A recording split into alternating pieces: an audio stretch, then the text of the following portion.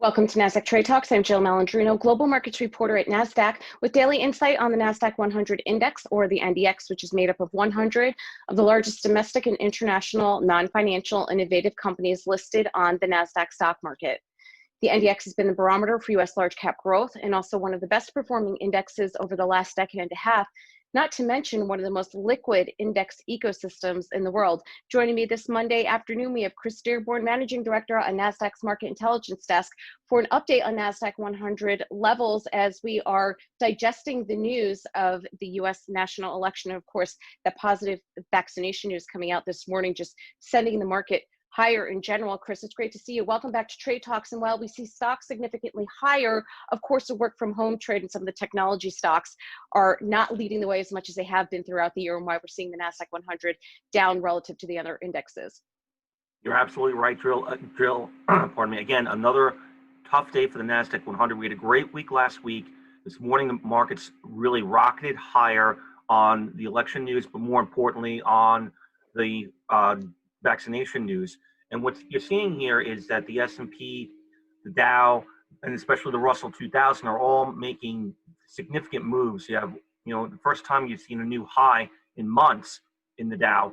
But what's happening here, as you mentioned before, in the Nasdaq 100, is that stay-at-home trade, that pandemic winner and loser trade, is starting to be reversed here. So investors are essentially rotating out of the pandemic winners into the pandemic losers because of the vaccination results.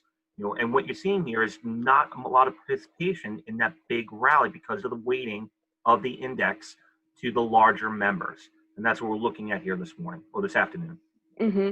And Chris, I would also argue, regardless of which index it is, because Nasdaq 100 happens to be technology heavy, just because we're hearing positive vaccination news doesn't necessarily mean that the light switch is going to go on and things are going to go back until normal. We certainly have a lot to work through, particularly in the Northeast as we get into the colder months. So I think that's something that we need to keep in mind. And we also have to have this thing manufactured at scale as well. So with all of that in mind, let's pull up our first chart here. Take a look at levels that you're watching in the Nasdaq 100. Absolutely. So we had a fantastic week last week coming off of that 2.5-week slide where the Nasdaq 100 was down day after day. We found significant support along that 76.4 Fibonacci retracement level. Remember, we talked about that in the past, and it did hold very nicely. And what you saw was a rocket towards the all-time highs. The all-time high in the index is 12,439, which will be back in early September.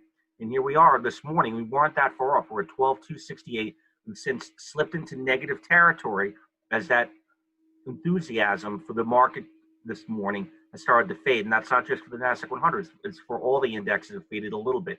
The Dow is still holding up, but the Nasdaq 100 is actually trading a little bit lower than where it opened this morning. And we're currently trading about 12,040.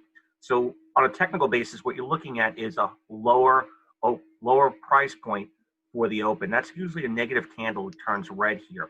And if that does so, you're going to see an immediate sell signal in the index. Whether or not that comes to fruition over the next couple of days, we still have a lot of news to go through. Again, it's a euphoric trade this morning on optimism.